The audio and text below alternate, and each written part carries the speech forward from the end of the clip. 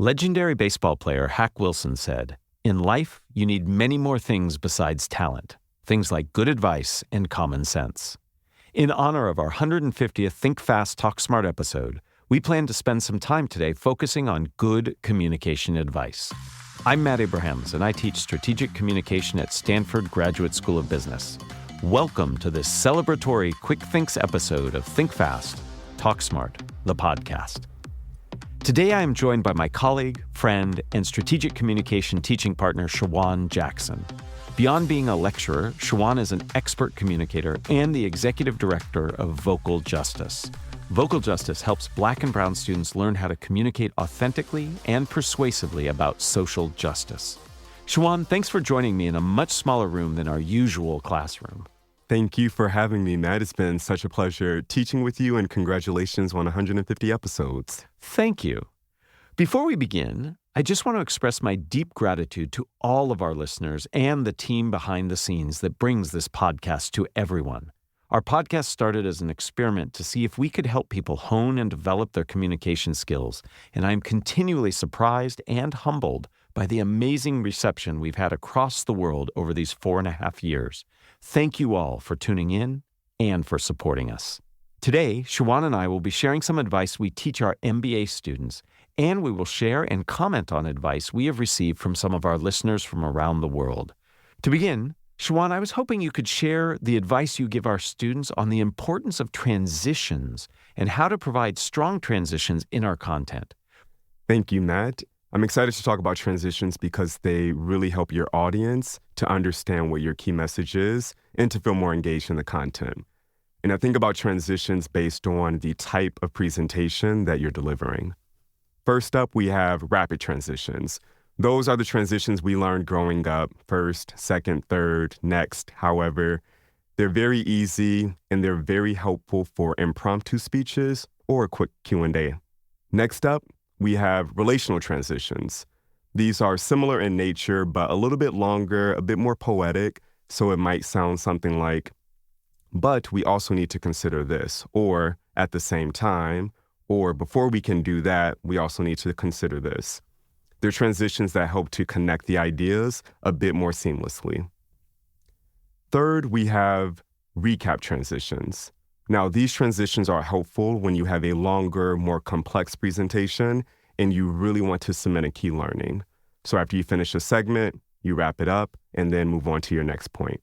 The final type that I love personally are narrative transitions. And this is when you can transition between one idea and the next through a personal story. So you might share an anecdote that reveals one point, and then in that same story, introduce a new idea to your audience. I really find those 4 different types of transitions really powerful, and ever since I heard you teach those, I begin to think about them. Summarize them for us one more time. First up, we have rapid transitions. Those are your easy ones. Relational transitions that allow you to connect ideas with a bit more flowery language. Recap transitions where you summarize complex ideas. And narrative transitions where you connect ideas through a story.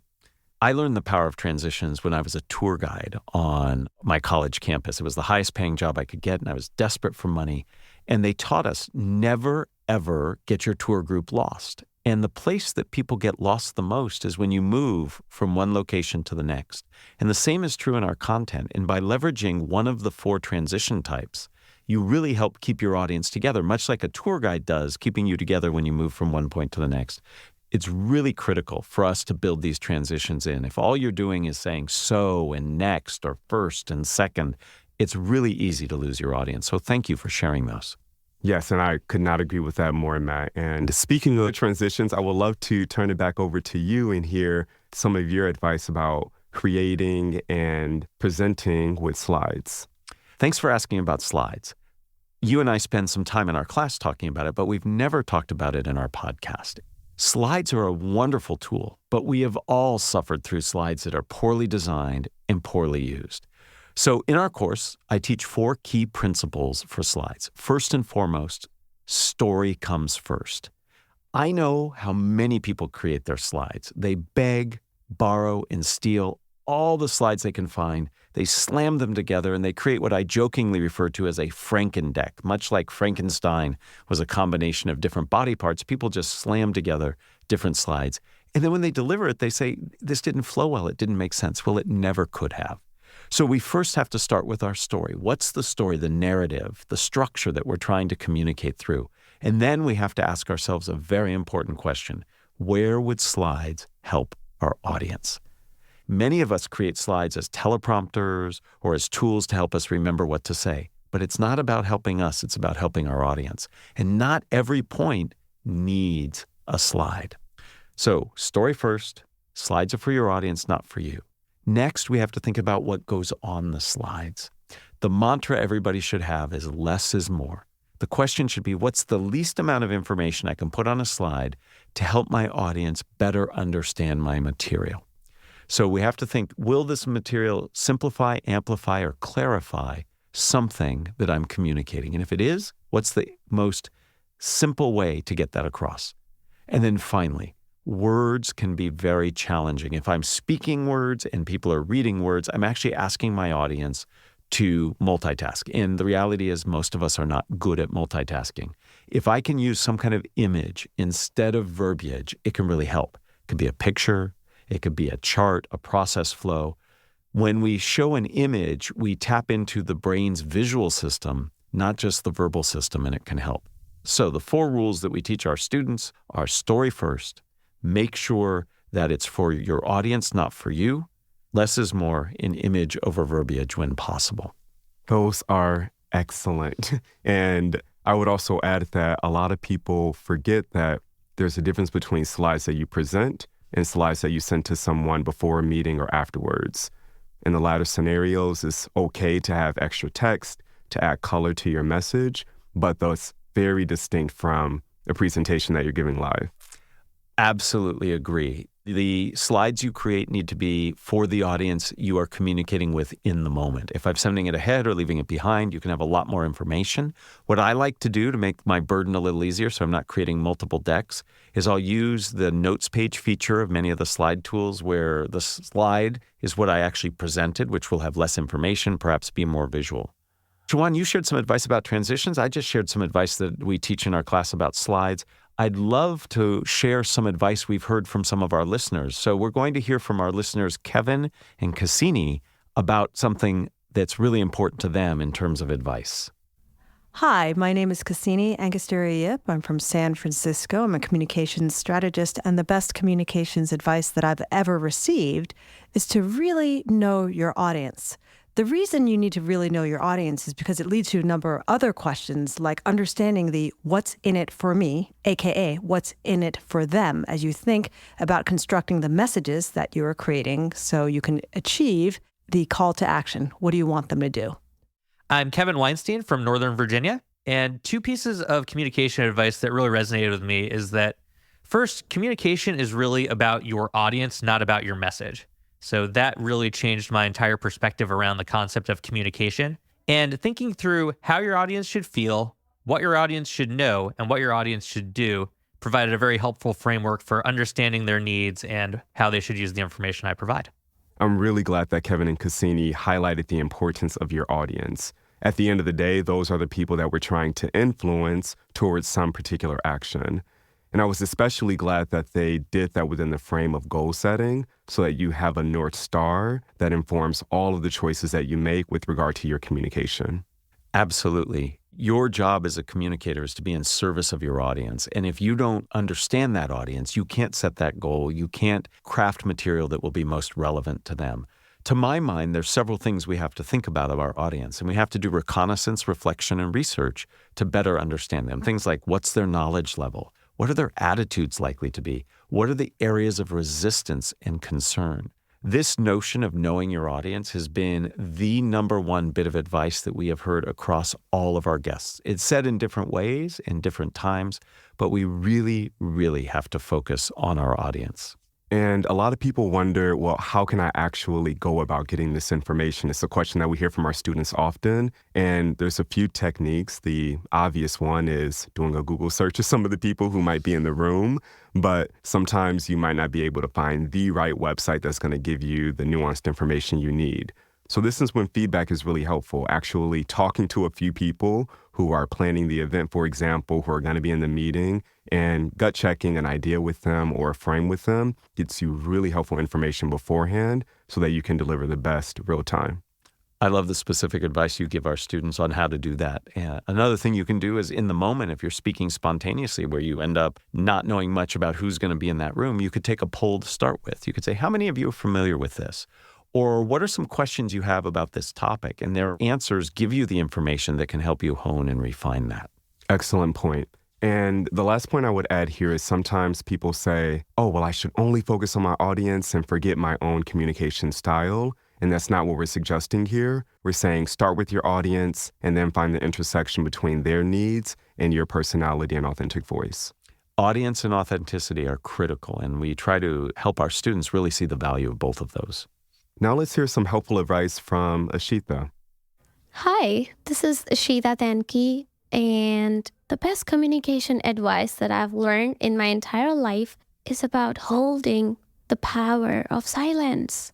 That's huge. If you can hold silence and process your surroundings, it'll open up your ears in a very 360 manner.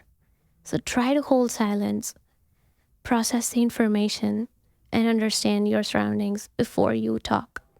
One of the most difficult communication skills, I think, out there is being silent, is just holding the silence, as Ashita said. There are some people who teach communication that I've known over the years who actually, as an assignment, make their students stand up in front of the class and not say anything for 2 to 3 minutes just to see what that feels like, to help ease them into it. That's a hard activity for me to do, but there's so many times where holding silence can be of help. In an interpersonal interaction, it demonstrates you're really listening or that you're thinking. When you call for questions in a Q&A session, you have to wait to allow people the time to think of their questions or muster the courage to ask those questions. So silence is actually a very powerful means of communicating. I strongly agree. I think pauses are a powerful way to demonstrate your power. And there are ways for you to make it less awkward for your audience if you're concerned about that. One thing I like to do in Q&As, for example, is say, after I get a really challenging question, I want to take a moment to think about that. Pause for a bit and then dive in so that no one is sitting on the edge of their seats wondering if I'm freaking out because I set that expectation up front. And just to let all of you in, when Shawon does that, and I've seen him do it in our class, it's a very powerful moment where you ask permission and then you take that pause, can be really helpful.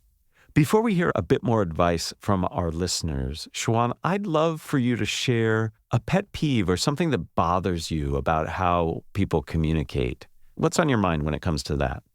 One of my biggest pet peeves is during Q&A when people do not answer the question up front.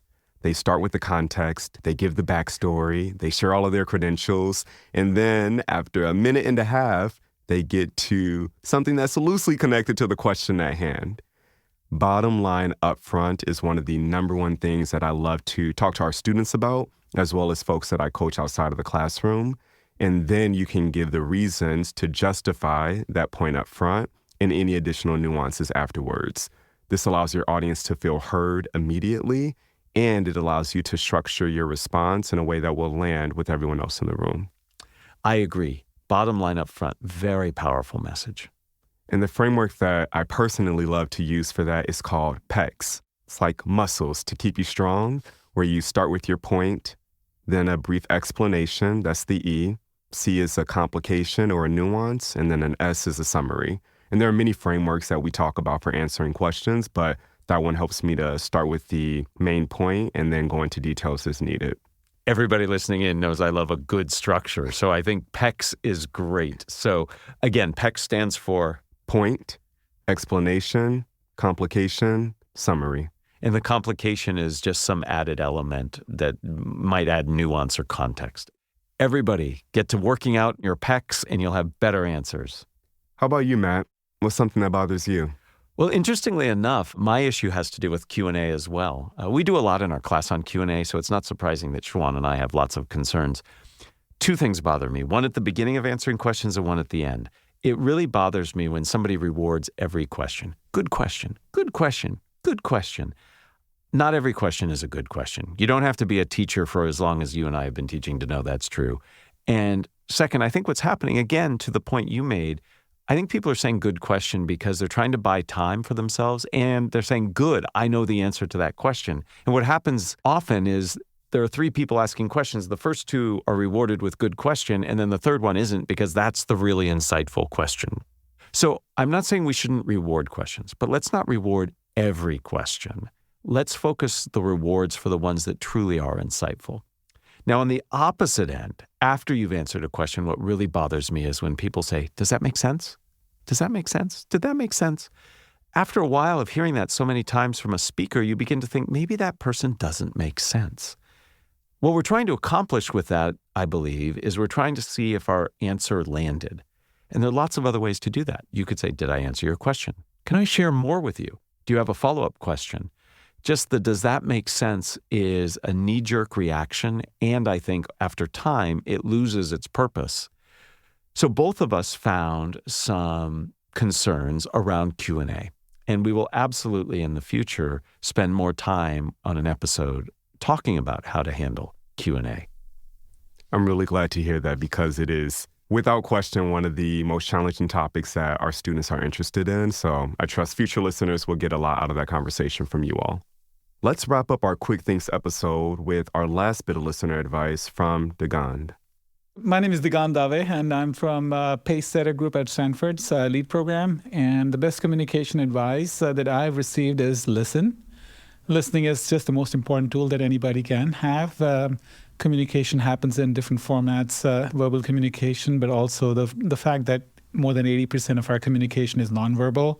That is one of the best way to ascertain how people can actually get the nonverbal clues in communication. So I guess that's one. And the other one is meditation essentially gives me a way to connect with what the advice is. Sometimes it is listening that really helps for my own self. And then how I communicate is through nonverbal. So those are the two things that I think are more important to me. It is highly ironic, but what you and I both teach, how to communicate, often is more about listening than it is about speaking.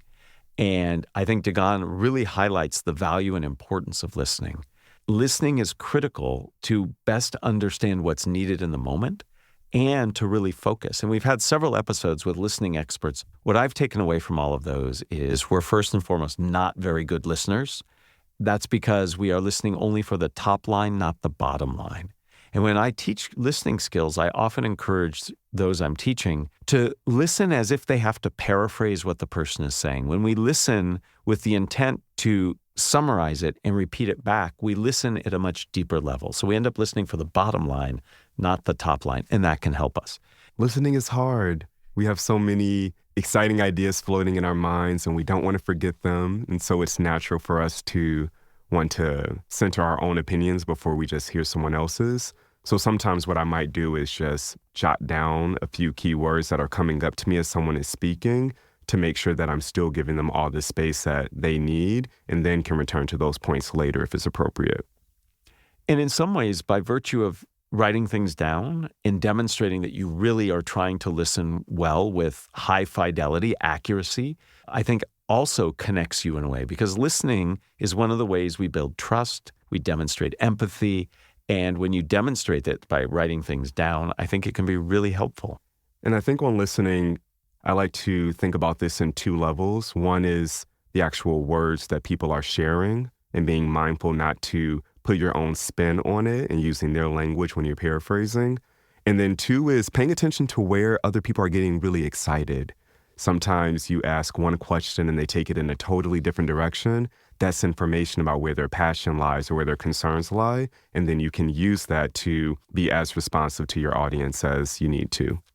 This notion of listening, not just for information, but emotion, I think is really, really important. And I want to put a big exclamation point on the end of that. And also listening to how it is said. and the context in which it's said.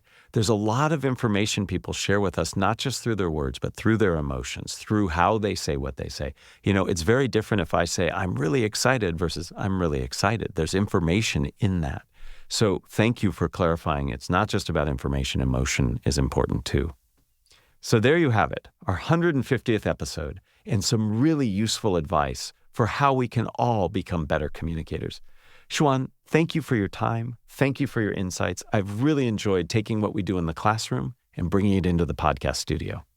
And thank you for having me, Matt. I always learn a lot the more I reflect on this and talk to you about it and hear your wisdom. So I'm feeling energized and hope that folks gained a lot from this conversation as well. Well, I certainly did.